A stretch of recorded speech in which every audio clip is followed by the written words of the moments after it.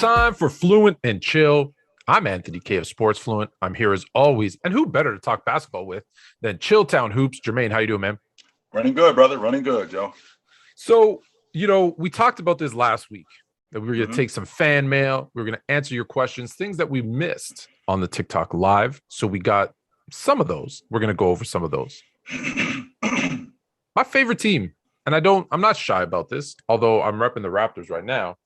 My favorite team, I think everyone knows, is the Los Angeles Lakers. I've been a Laker fan my whole life. There's some problems in LA. Our new point guard has got a beef with a big man. So we're going to talk about things that need to change in LA, and we're going to talk about that beef as well. We're going to take a look at the standings because you and I had this conversation at the beginning of the season when certain teams like Charlotte were leading the East, and we said, give it some time. Wait till, we get closer to that midway point. The cream will start rising to the top, to use an old cliche. And that's happened. So we're going to talk about that a little bit because there's one team in particular there's some surprise teams. Don't get me wrong. But this one, I think, is the surprise team because most of us had them picked at the bottom, not just the bottom of the Eastern Conference, but at the bottom of the NBA. Talk about first, second, third overall pick. Then their star player, I guess, or who we thought would be their best player, 11 games, he's out for the season. The expectations weren't very high. But the Cleveland Cavaliers sit in fifth spot in the East. Let me just give you some of this stuff. They're in the fifth spot. They have 20 wins, which puts them one win shy of the second place Bulls, 3 shy of the Nets. The Cleveland Cavaliers, who, by the way, are starting not 1, not 2, but 3 7-footers in. I thought we're supposed to be playing small ball. What's going on in Cleveland?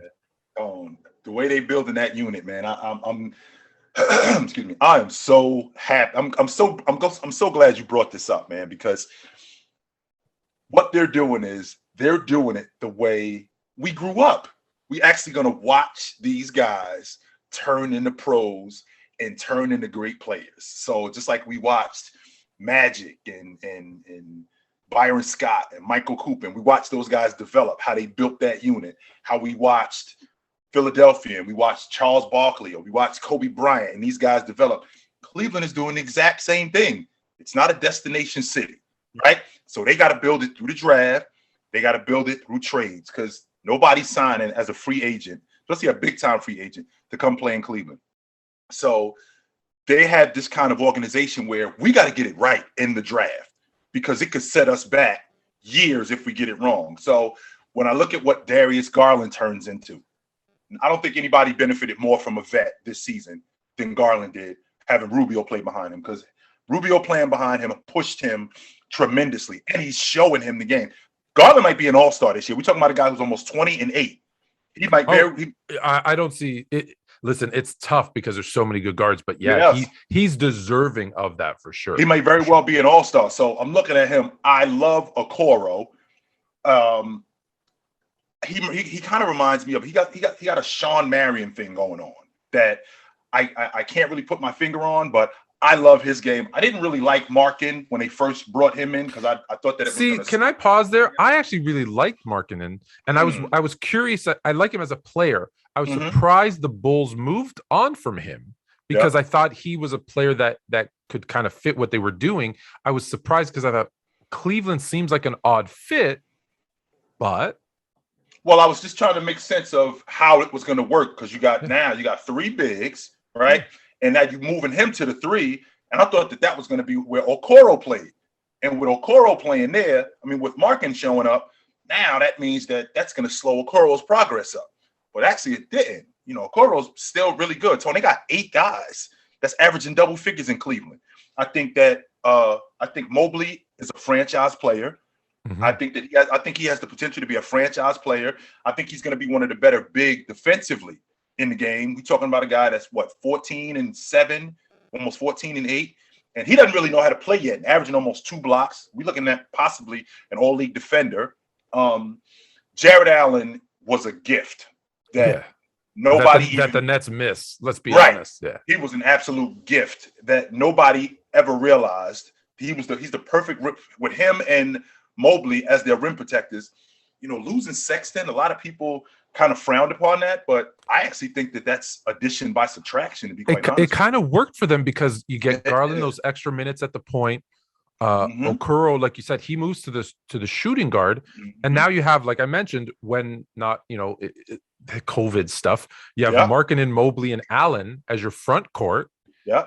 And then you got a guy and they've figured out ways now to get even Kevin Love kind of incorporated into the lineup. And if you got a guy with Kevin Love's experience, I get it. He's not the player he used to be, but he's got championship experience. So to have him kind of coming off the bench, him and then Rubio, to your point, backing up Garland, they've got those vets that you need to kind of say, hey, young fella, slow it down a little bit, keep calm. Hey, stuff like this happens. Like they give them that almost instant experience. Because there was two teams you didn't mention when you said those watching teams grow. And there was two, and I wanted, as you were saying it, I thought you were going to say these two teams, the Chicago Bulls, right? We got to see Pippen and Grant. People forget. People look at Pippen and go, "Wow, he was, you know, one of the 50 all-time great players." When he came into the league, he didn't. I know he was a 5th overall pick by Seattle, but he didn't come in with high regard. He came in with potential. He averaged 7 points a game. Horace Grant, 7 points a game, and we watched them grow and get bigger and stronger and champions. Let me ask you this, though. The other team, or I just want to give the other team too, and then the other team that we sometimes forget became champions because a free agent went there and made them what people will call a super team, but we're not talking about that. They took a chance on this kid with bad ankles from a school that no one really knew, and then another shooter in the backcourt, and then a 2nd round pick, I believe, a 6'9" center. But we watched them, the Golden State Warriors, if you haven't figured it out by now, we watched them grow into this ridiculously talented group of guys that played really well together. So that's what's happening. Like prior to KD, I think people forget prior to KD, they won a chip. They won 73 games in the regular season. That was pre-KD. So those teams like that, right? We get to see when you give players time to develop and grow together, sometimes it works. And in this particular situation, Tony, it looks like it's working. I got a question for you. Come trade deadline, you think we can get a 1 for Kevin Love? Ooh. You know what? If there's a team, you got to find, yes. Let me short answer, yes. Because if you can find a team that feels they're one kind of vet off the bench away, right? Like a stretch 4, who's like that team? Like Charlotte. I don't know if Charlotte's going to hand over a 1 because they basically got to build it through the draft like Cleveland does. But a team like Chicago, you think they'll hand over a 1? Do they need a Kevin Love? I think you got to. Yeah, I think there's a team. Is it? What about Milwaukee? It's not a. You don't think he helps them a little bit? Well, they got Boogie, so they don't need him. Yeah, but Boogie. Listen, if Boogie goes down, like he has every other year, which is very right, that might be the guy who fits in there. But yeah, I'm looking at the standings. Who like Golden State's probably not doing anything. Phoenix, Utah. Yeah, I think there's a team because those guys know what's their pick going to be. 28, 29, 30. We'll take that. Right. Yeah, we'll take that. So yeah, I think there's a team out there. I think I'm absolutely loving what Cleveland is doing. I love the way that they're putting this unit together, and they look like if they could continue at this pace. The downside of being in a smaller market, the downside is you're gonna have to pay guys. This isn't the NFL. You're not winning on the cheap in the NBA. So you may lose some free agents to bigger markets. However, Tone, if you winning, so in a place like Cleveland, if they're winning and it looks like they're on their way to being a legit contender, I think that those guys would stay. I think absolutely they would stay because I think they got the right mix of guys. I think that whatever it is that they're doing with bringing in Markin, drafting Mobley, getting Jared Allen in the trade, which let me make sure that I'm crystal clear on this, Tone. They got him for a bucket of extra crispy and a 6-pack. I can't believe that. And if Jared Allen was still in Brooklyn, I wouldn't have any conversation with you about anybody else winning the NBA championship. If he was in Brooklyn. Yeah, that's why I said that's a piece they're missing. That rim protecting big. That's what they're missing. I think they're a game. I think they're a game out of the 2 seed. And when we started this, Tone, before the season started, I had Cleveland on the outside of the play-in tournament. I think I had them right in front of your Toronto Raptors. That's where I had them at. And for them to be 5 right now and basically a game out of the 2 spot, that's incredible, man. That's absolutely incredible. So let me ask you this, because they're young. You think they can keep it up? Yeah, I do. I do think that they can keep it up because they're a team that, even though they're young, they're not that young. All right, so Markin's been in the league for 5 years now, and you got the vets that you got in Rubio, Kevin Love. Those guys are there to help these guys continue to grow. You know, Darius Garland, I think this is year 3 for him. This is around the time, and I've always felt like this, Tone, when you got a guy, whether you picked him in a lottery, whether you got him in free agency, I always felt like by year 5, you are who you are. You are who you are. Yeah, you've said that quite often. Yes, I just feel like you are who you are. Now you might get some better years after that, but by year 5, this is what you should expect from this guy. When I look at Darius Garland, I think he's got some more room to grow, but I think he's getting close to who he is. I absolutely think he's getting close to who he is. Mobley, the thing that I'm concerned with Mobley is the season is going to drag on. Like you just said, do they have enough? And he's a rook. Is he going to break down? He may very well break down. Nobody say I'm not going to sit here and tell you that I think that they can win it, but I think that they're a legit playoff team, and I think that they're going to make some noise in the playoffs. So do you? I guess my question is, do you think they can move? So right now, 5th seed, I think that far exceeds expectation. Right? Mm-hmm. Like if they were to go, like I know I'm about to say something that's going to make people go, really? If the season were to end today and they were to play Miami in the first round, because that's the 4 seed, and lose in the 4th round, but be competitive. People would think this was a great success for Cleveland. Okay. Yes. But I always listen when I'm going down the freeway. I've told you this. This is why I get pulled over. If I'm cruising, I like to hit the gas. I like to see how far I can go. So, do you think they can move into the top 4? Could they host a playoff series? Well, they're not. Because keep in mind, and I'll put this out there. Keep in mind, this is a weird season with COVID and people missing games. Like it only takes, a Jimmy Butler and Kyle Lowry to get COVID, or Giannis to get COVID. That makes a difference between the 2-3 games that separate them. Well, I don't think, Tone, that they are content. I don't think they're sitting around going, we got the 5 seed, we're great. No, I think that they're looking at the standings going, maybe we can get the 3. Maybe we can catch Chicago because they're in the same division with Chicago. I don't think that they're better than Chicago, and they're in the same division with Milwaukee. I don't think they're better than Milwaukee. But with that being said, I also don't think that they're content with sitting at the 5 spot, and I think that they're going to give it a run. Absolutely. The year after the Warriors won 73 games. Mm-hmm. And I'm bringing this up for a reason. People are going to think I'm crazy, but do you remember how many games they won? The year after? When they got Kevin Durant? Yeah, the year after. They won 67 games that year. 67 games. They finished first in the West, right? Mm-hmm. They were the best team. Mm-hmm. The year after that, they still have Kevin Durant. They're the defending champs. Do you know how many regular season games they won? I think they won 60 games that year. You're close. 58, and they finished second. Yeah. They're still the best team, right? They were still the best team in the NBA, let's be honest, even though they only won 58 games and were second in the West. So the reason I bring that up is Chicago is the better team, but they're also a team of guys like DeRozan, who's a vet, right? And even Levine, he's a younger guy, but these are guys that have been in the league that understand, like, right, we want to be ready for the playoffs. Yeah. So right now there's a game separating them. So are they going to kill themselves to be like the 1 seed versus the 3 seed? No, because, I don't think they play that much into it. So that's why I put that out there to say, hey, if there's only 1 game separating them, the better team, I guess is what I'm saying, doesn't always have the best record. Maybe plus we got to go. And on top of that, we got to go on the road and win anyway.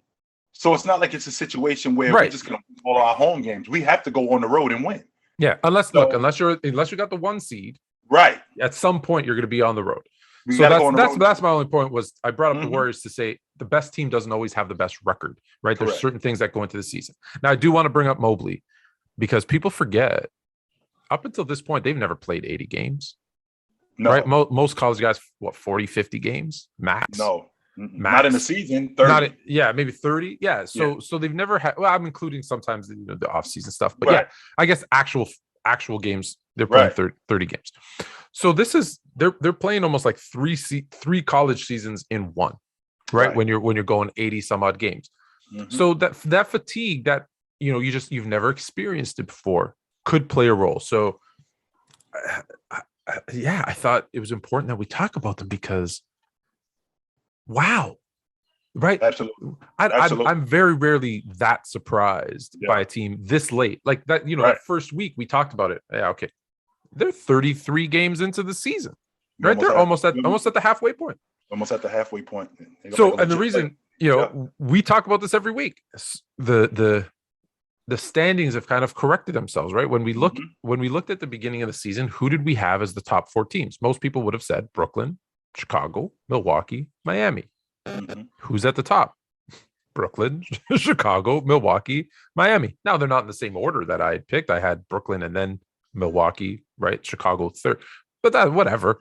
Or I didn't have Miami third. I think you had Chicago 5, right? No, I had Chicago way further than that. I had Philadelphia. Oh, yeah, Philadelphia. Yes. That's who I had in the top 4. So, and I look at this unit, like you just said, I had Chicago at 7, and I had the Knicks at 8. And the reason why I had Chicago at 7 was because the question was last season defense. The question was defense. Last season they finished 13th or 14th in the league in defense. So we're talking about an average defensive team. Now DeRozan ain't exactly, for lack of a better term, a lock-ass defender. No, he's not known. He's not known for his defense. Zach LaVine neither. Now Lonzo Ball will play defense. Vooch is a solid defender and great rebounder. So the question was, can these guys defend? Well, they've already answered the bell on that. Absolutely, they have. That was the difference. Them scoring in basketball was not the question because I know who DeRozan is. Yeah. Who Zach LaVine is. I know who Vooch is. Scoring the basketball was not the question. The question was, can you get stops? And they've absolutely answered that bell. Yeah, and you're right. I can't believe I completely forgot about Philadelphia. But yes, I had Philadelphia up there in the top 4 as well. So that's the one team that's probably. Now, we also didn't know that I thought that the Ben Simmons trade would have happened and they would have been a full roster. Instead, Simmons hasn't been traded and they're playing without their second best player. So them to be the 6th seed makes sense when you consider they've taken out their second best player. Right. But my point was the guys that we thought were going to be there are up there. And with the big surprise that we talked about being Cleveland being that kind of exception. In the West, Golden State, Phoenix. Look, I think Phoenix is where I thought they'd be kind of top 4. Golden State's the big surprise because we thought, hey, they would be good, not this good, especially not having their guys back yet. Right. And then, Utah, Memphis was, I'm not saying Memphis is as big of a surprise as Cleveland. Memphis being a top 4 seed, I think is a surprise. I think that they are. I had them at the 8th spot. I had Memphis, I think 7. I had Portland at 7 and I had Memphis at 8. For Memphis to jump basically 4 spots, I didn't think that they would be that good.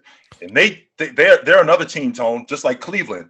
They're doing it the exact same way. Where they got Ja from, where they got Jaren Jackson, Dylan Brooks, where they got these and they guys have to. That's another team that has to build it that way. Yeah, absolutely.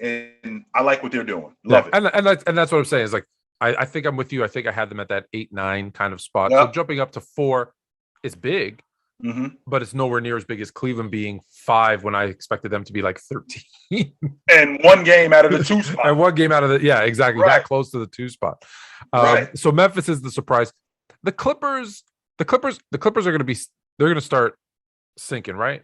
Well, with Paul George, let's make sure that we 100%. Kawhi's not coming back. Let's be clear. I don't think Leonard's going to play.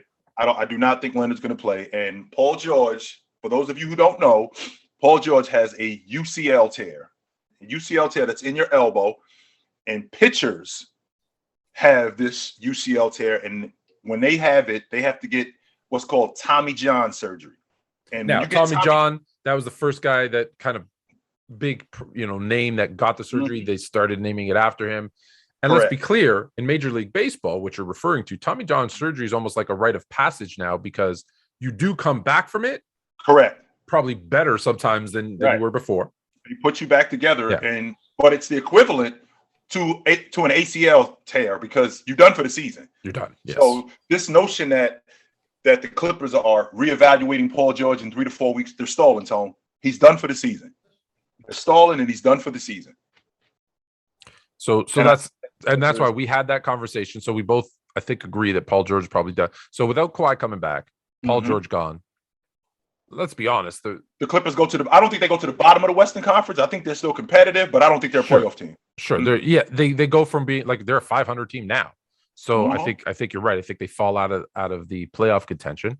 Yeah. Denver, right? We're still waiting on Jamal Murray to get back, but that's my point. Yep. Missing your number 2. Yep. Even with the reigning MVP, who's should be in the MVP conversation. Wait a minute, though, Tone. They have moved up now because Denver, I think they're 5 now in the West. At one point, they were 9. And I think that between the 7, I believe between 5 and 9, I think they're all tied or separated by 1 game. You nailed it, actually. They're by percentage. Let's see. Well, let's go by wins. You got the Clippers. The Clippers at 17 wins. They're at 500. They're 17 and 17. Mm-hmm. Denver's in the 6th spot at 16 and 16. Right. Also at 500.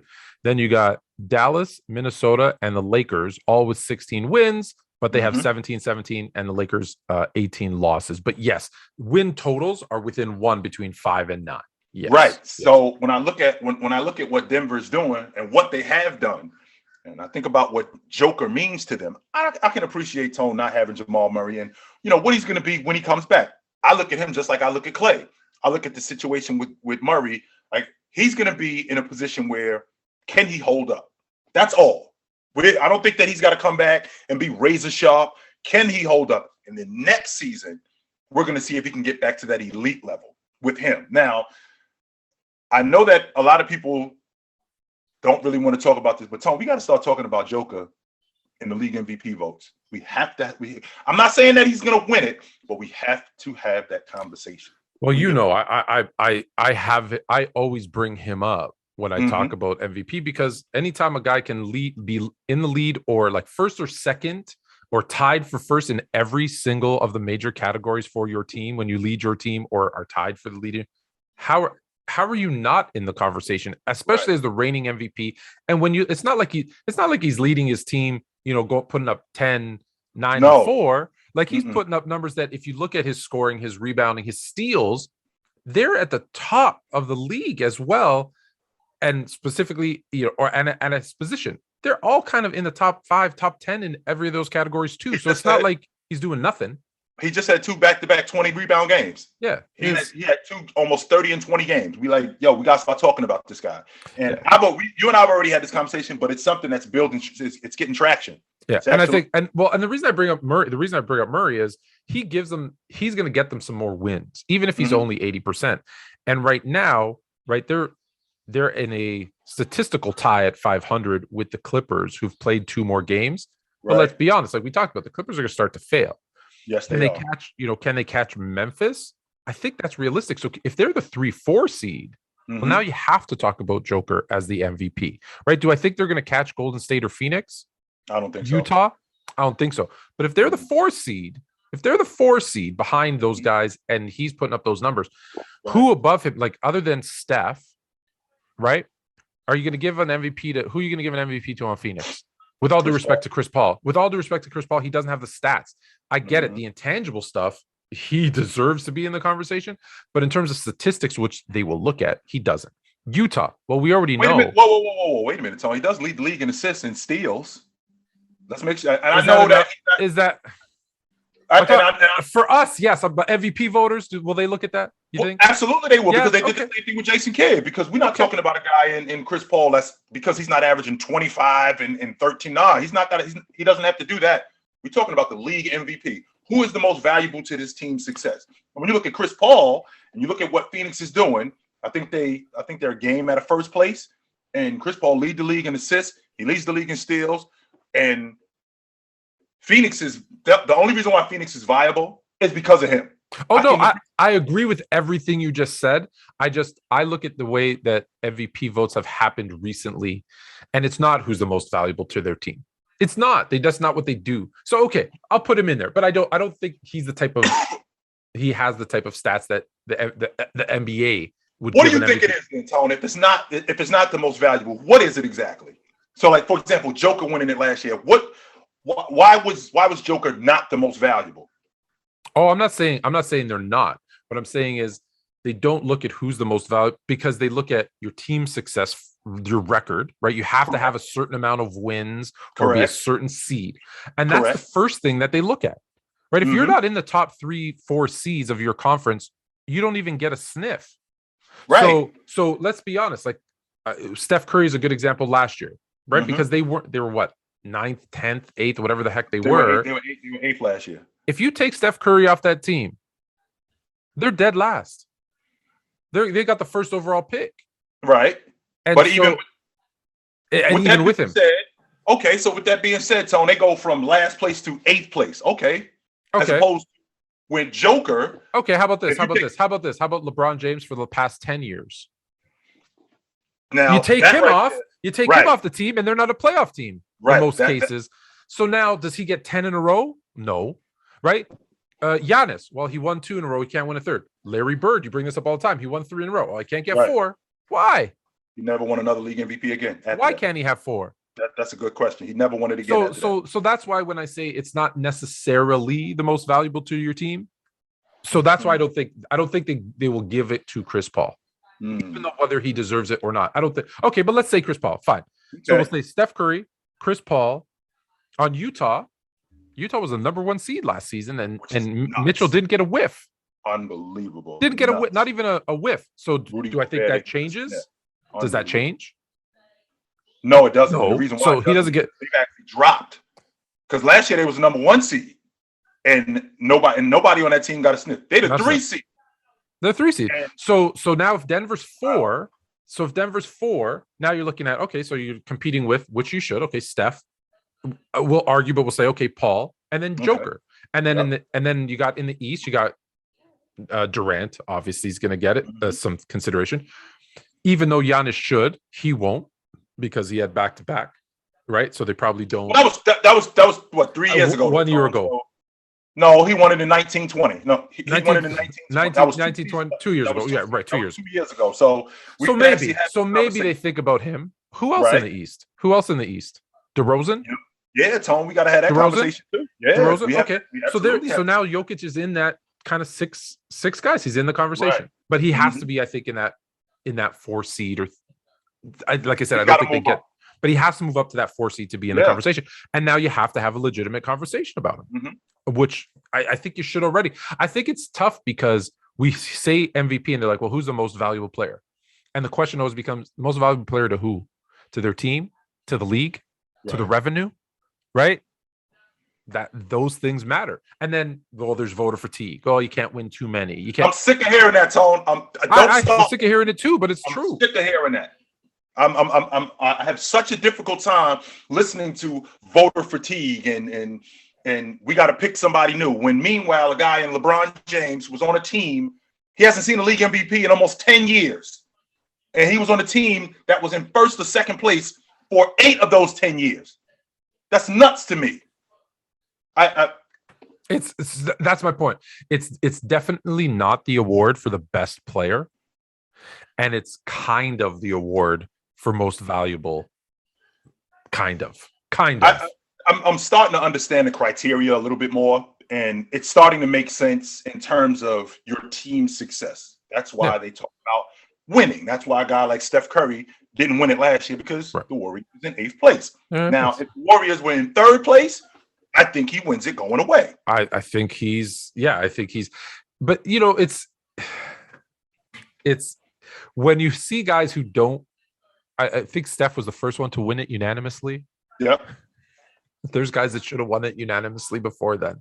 So that's why I have obviously issues with MVP voting. So, but yes, Joker has to be in that conversation.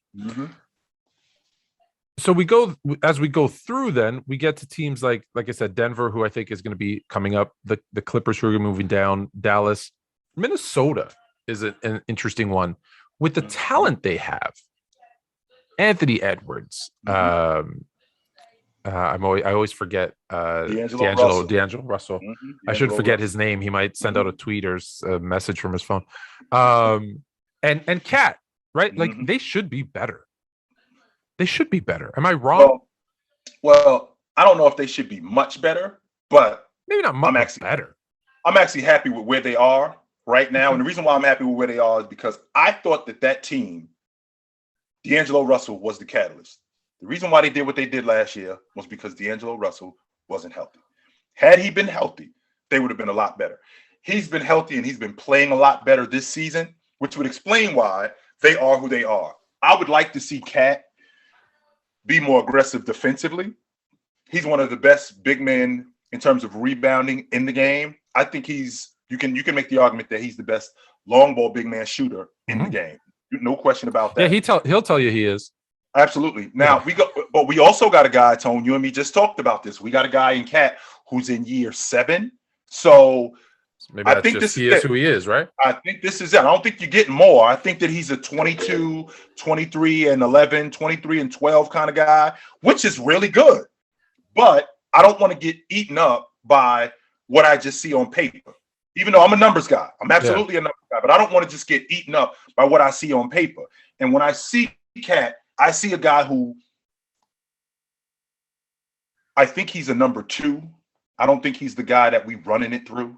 If you're trying to win it, can Anthony Edwards become the number 1, like the number 1 option on a playoff? I think he could become the number 1 option on a playoff team. But not. What about on a championship team? I don't know about a contender yet, Tone. I don't. I'm not sure that he's a franchise player yet. I do think that he's Are they a player away? Yes, I do believe that. Well, what are they in 9th place right now? So I don't think that they're in 8th place.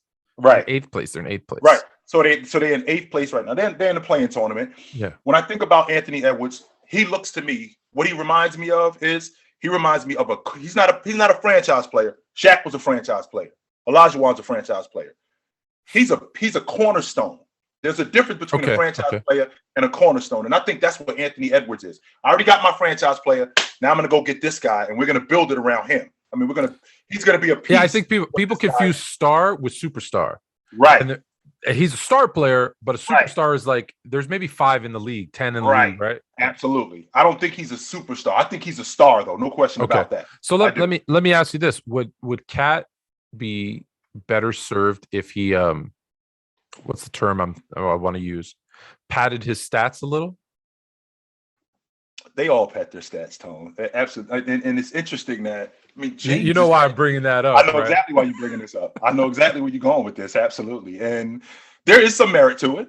There is, because when I think about what he said about Russell Westbrook, well, number one, I don't know if he's lying because they all pat their stats, but I don't know if it should be coming from him because he's a stat patter also in Minnesota.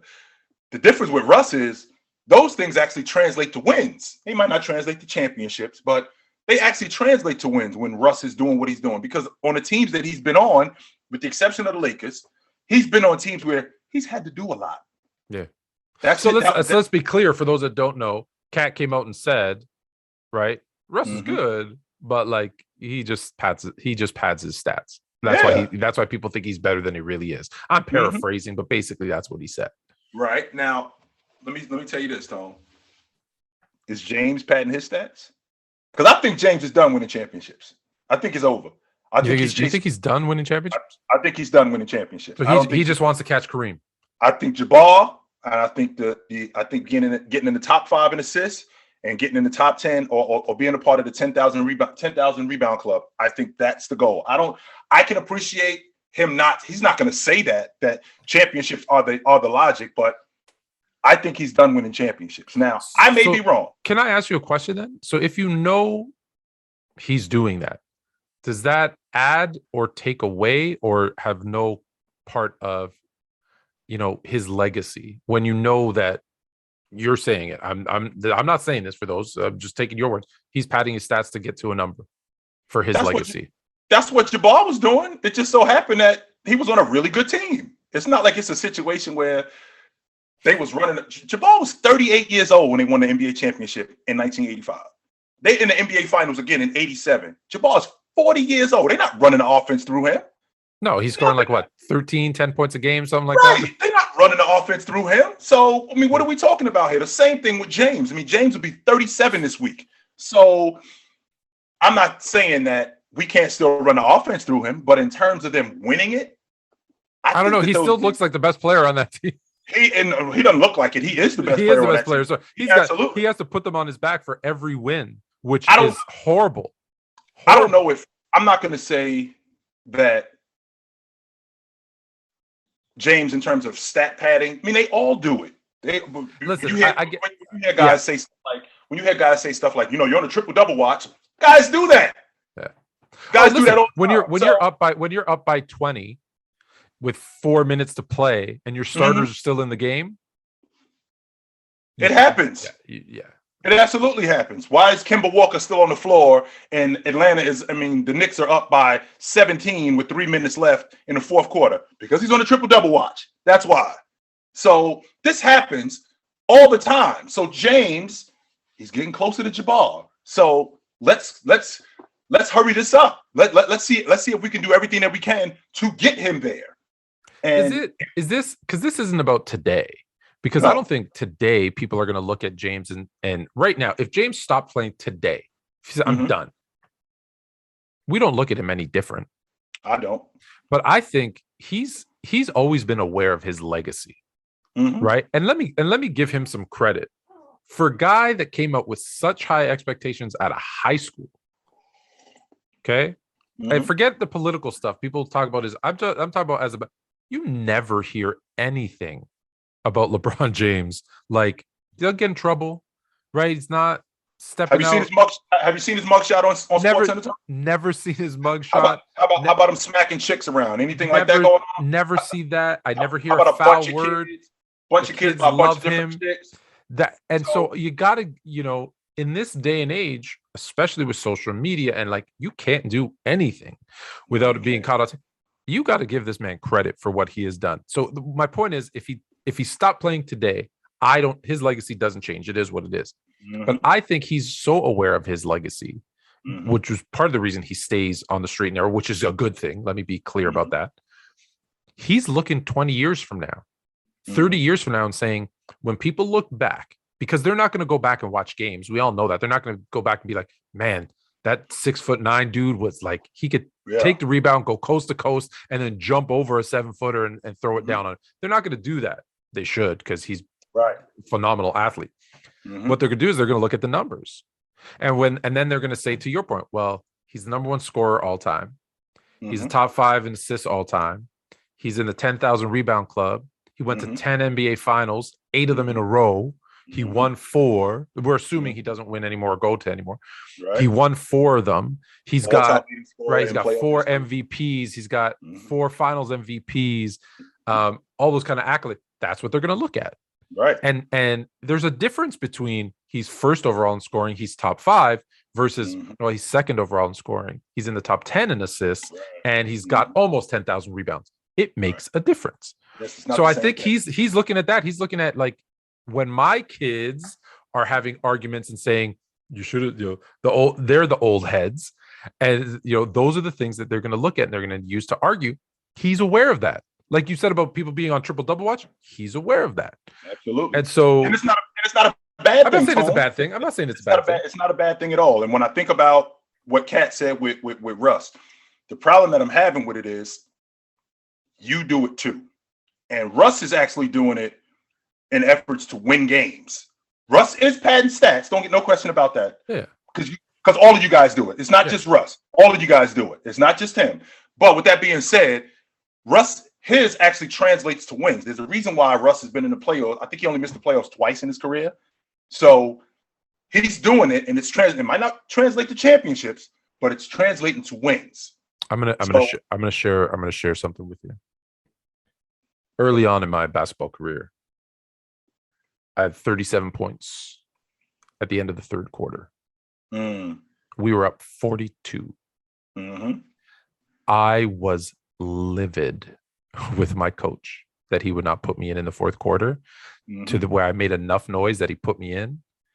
And I jacked up like I think 3 or 4 more threes just to hit 40. And then I just walked. And after I hit it, it was one of those Steph Curry things. I put it up. I knew it was in. I turned around. I started walking back to the bench. I'm like, all right, I got my 40. Like, I get it. Like, Guys, there's that when you're aware of something, right? Because I didn't know I had 37 until I walked off at the end of the third quarter, and the score was like, dude, you got 37. That's good game. Like, I got 37. Oh, I gotta hit. Let's see if we can get to 40. I gotta hit 40. I like because I got OCD. I need to have a nice round number. I can't finish with 37. I can't finish with 32.3 minutes played. I gotta be like, I need to play 33 exact minutes. Gotta play the whole game. Yeah. So I understand that part of it. There's some of that too. As long as it's not costing you games. Right. As long as it's not costing you games. They all stat pad. So I thought it was interesting. That's why I wanted to bring it up, that a player would bring up padding their stats. Right. So we're going to stick with the Lakers for a second, because that Cat Westbrook thing came to us from someone on our live on TikTok, as did this. And then we're going to get to our fan mail. Laker trade. What do they need to do, or should they do anything to put them back into contention? Because what they've done, I've said this to you all season. Wait until the midway point. Give them time to kind of gel. Okay, it's not happening. Right? It's not happening. AD isn't AD. Like he's just, I don't know. It's just, maybe we have held him to too high of regard. LeBron's getting older. He can't keep doing this. Right? Russell Westbrook doesn't seem like he's fitting in. Do they need to just make a small tweak? Do they need to blow the thing up? So let's start the conversation with James can't continue doing what he's doing. When I think about James spends $1.5 million a year on his body. So let's dead this conversation about James won't hold up. That's the reason why he spends the money he spends on his body, so he can hold up. Jabbar, at age 37, he was averaging 36 minutes a game. So I think it was 36 minutes a game, and then the next year it was 35 minutes a game. So the idea that James won't hold up, yeah, he will. He'll hold up just fine. So he's an elite athlete. The question is should he have to do what he's doing? That's the $1 million question. And I don't think he should. Number 2, Tone, this team was constructed completely different than what it was last year, than what it was the year before that. Tone, we got, with the exception, counting James, there's only 3 guys on this unit that was on the unit last year. James, AD, and THT. Everybody else is new. So with everybody else being new, now we got different rotations. We got different chemistry. We got different rotations. We got different chemistry. We got a whole different blend of guys. How are we going to mix this up? And how are we going to play together? And that takes time. So Russ doesn't work. Well, who works though? Because if we're gonna take Russ out of the equation, who are we gonna put in? Well, we should have taken Buddy Hield instead of DeRozan. I think at DeRozan. That was the top. Bringing those 2 guys. Yeah. Should have taken DeRozan and should have taken Buddy Hield. Well, Monk is a really good shooter. Ellington is a good shooter. None's been hurt. So they've got long ball shooters. The problem is that the way this team is constructed, they haven't had a lot of time together to see exactly what they have. Like this Warriors team, they haven't had any injuries, which I hear a lot of people talking about. Let's make sure we 100% clear, Tone. Understand the difference between better mix of talent and a better team. I could have a great mix of talent. That doesn't translate to a great team. Right. And your team, you might not have the talent that I have, but the chemistry works, which would make you a better team than mine. Yeah. And that's my thing with the Lakers is that it's to make this team work. Look, let's be honest. I don't care what you call LeBron James. You can call him a small forward, a power forward, a shooting guard. Like I look up and down his years, and he's been listed as everything but center. I think is the only thing he hasn't been listed as. And I think this year he's listed as a power forward. Stop it. He's a point guard. I wish they would have just admitted it day one and said, look, you're a point, like a la Magic, a la Doncic, right? Like, you're a point guard, and let him play point guard, because guess what I see? I see him get the rebound, and he brings up the ball up the court and initiates the offense. I see someone else get a rebound, and they pass it to him to bring the ball up the court and initiate the offense. To me, I was about to cuss. I was about to say that's a effing. No, that's a point guard. So just let him be the point. Now, does Russ work off the ball as a slasher and facilitator? Right. And in the right offense. Well, understand that. And that's where I keep going back to coaching is, well, if you understand that LeBron is your point guard, I don't care what you call him, he's your point guard. So if LeBron is your point guard and you need to have an offense that allows Russ to slash and get to the basket and facilitate for others off of that first pass that he's going to be receiving, then set up a damn offense that does that. And if you know Carmelo's going to do what Carmelo's going to do, and none needs to be open for shots, and Ellington and you got to get Dwight kind of, doing his, being the Dwight that he was in the bubble, which is go rebound and get your putbacks. You're not getting a play run for you. Sorry, you're not. Right. Make sure that everyone understands that and do it. They haven't done that. They're still in this weird hybrid fog of an offense. And then guess what happens? Well, when you don't get the ball on offense, when you're not clicking on offense, no one gets back and plays defense. Right? Just think about it. Every time you throw a lob to your center and he gets a lob and he dunks it, what happens the next play? He's the hardest playing defender, right? Yeah. Understand that. So I want to go back a step because I want to give you some stats, because when I said he can't keep this up, and maybe I'm wrong, but in the last 10 games, LeBron James, 29.5, 30 points a game, 1.6 steals, 1.4 blocks, 6.3 assists, 8.2 rebounds, 81% from the free throw line. 80. Now people say that's not good. That's 10 points better than his average almost. I think that's a career high. I think that's okay. 81% from the free throw line. 36. All right, I'm rounding up. 35.8 from three. And I'm going to give him this one because it's 56.9.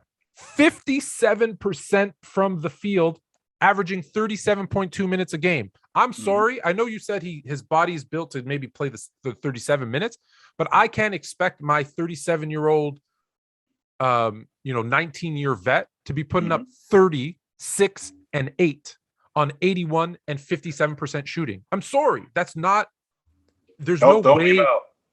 Don't leave out, Tone, that's the 29.5 since he's come back to the league, he's leading the league in scoring. He's not leading the Lakers, he's leading the league in scoring. Just so you know. Is that conducive to the Lakers winning a championship? And the answer is no. Because he can't do that. Maybe at some point he's gonna run out of gas. Maybe he can, but like I look at another guy who's a little bit older, but like Tom Brady, right? When he came out this season, I was like, wow, look at all the numbers. Look at all the yards he's putting up. Yeah, he's putting up a lot of attempts too. He's throwing up a lot of and so now he got shut out for the first time in like 20 years or 15 years. Right. It's gonna eventually play a role. And look, I'm not saying teams can just say, okay, we're just gonna lock down James. Okay, you're not gonna lock down James. But if you say either there's two philosophies, well, let James get his and stop everybody else, well, then the Lakers lose. Or let's just put all our attention to James and make it on the other guys. Well, then the Lakers lose. They can't do it's. He's not 2013 James.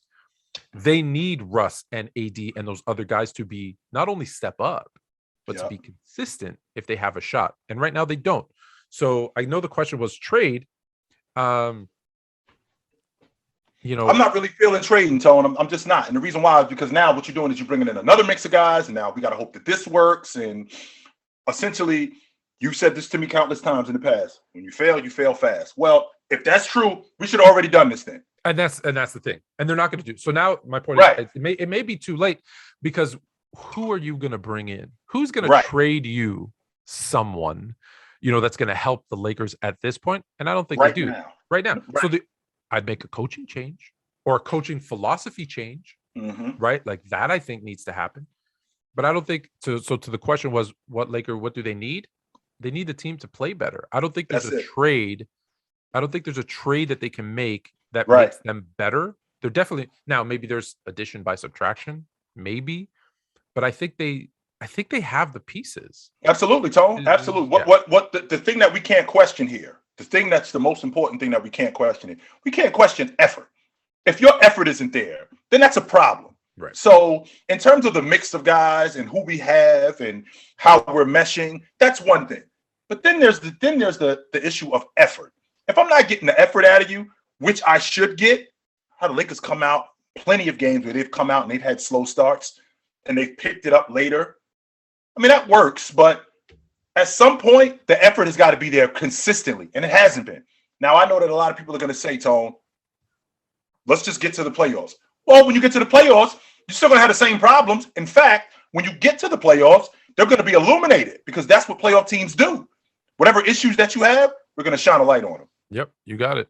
So I think we both agree that the best trade is no trade for the Lakers None. right now. Figure it out. So let's get fluent and chill, because we're fluent and chill, and we're gonna do a little fan mail. So these are some more questions from you guys. We can chill out and answer these. We're gonna give you quick answers on these because these are some of the ones that we missed. Keep them coming in. At this point, hopefully you've subscribed, set your reminders for the show on YouTube, but don't forget to check us out Mondays 8 p.m. on TikTok. And we're gonna be doing this. We're gonna take some of those questions that we missed because we only have an hour, and we're talking about them here. So I'm gonna just rapid fire give you some. Get your answer. I'll give you mine. No huge explanation needed. Footwork. Who has the better footwork? Kevin McHale, Hakeem Olajuwon. Olajuwon, former soccer player, ridiculous athlete. I think Olajuwon had better footwork than Kevin McHale. Let me say this. Kevin McHale had great footwork, really good in the post. I don't even want to say a big man.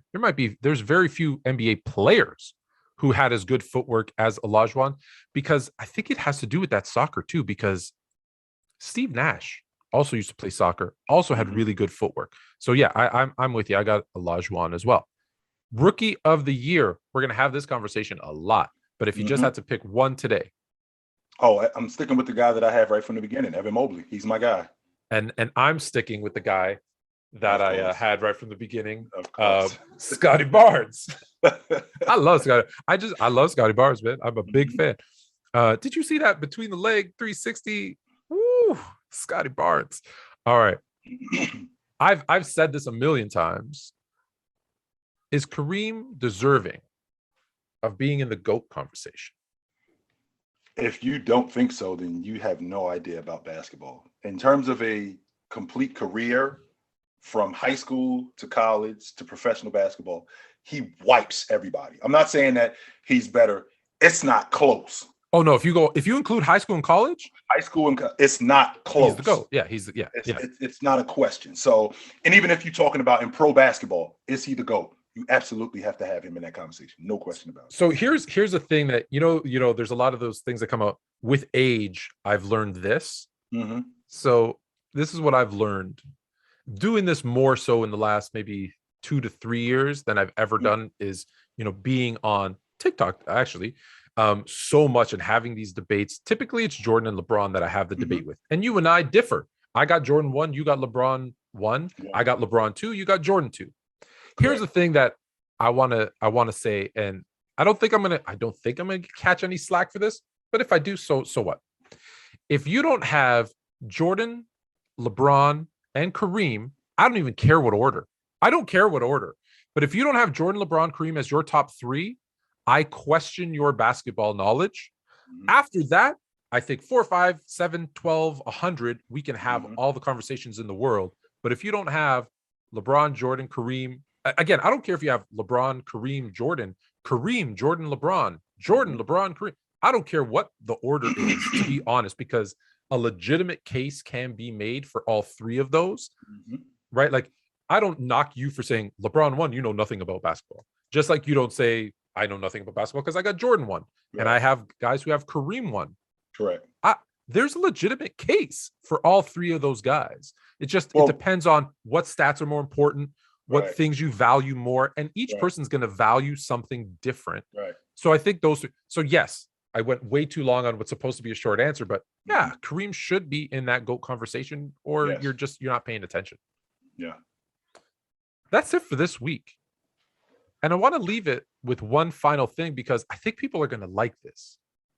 So we had a discussion, Jay and I.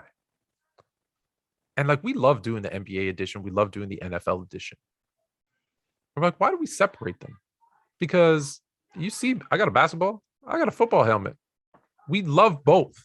And we get a lot. I don't know if you know this. I'm going to do a live. I'm going to do a live with the guy, the source, who just talks nothing but hip hop. So we're going to get, and I know you're a fan of hip hop as well. Why not talk some music, some entertainment, some comedy? Now, let's be honest, I'd be like 10%.